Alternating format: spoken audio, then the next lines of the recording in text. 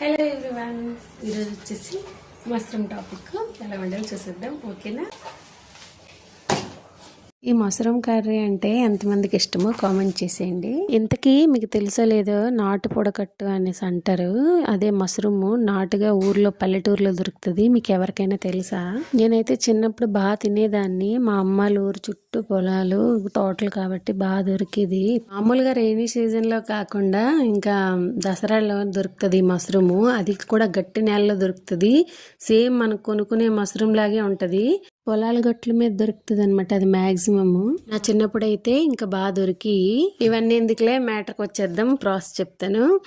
దీనికైతే must and షుడ్గా అనమాట fried onions పడతాయి. ఫ్రైడ్ ఆనియన్స్ చాలా ఇంపార్టెంట్.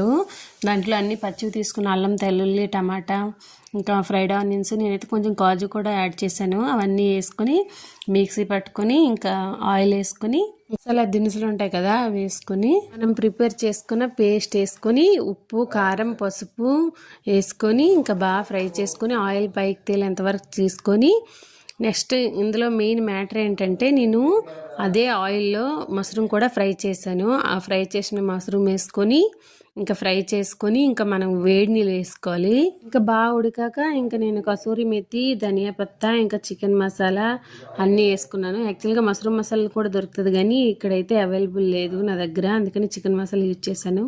ఇంతవరకు చూసినందుకు థ్యాంక్స్. ఇచ్చి పడేసింది అసలు స్మెల్. Bye bye.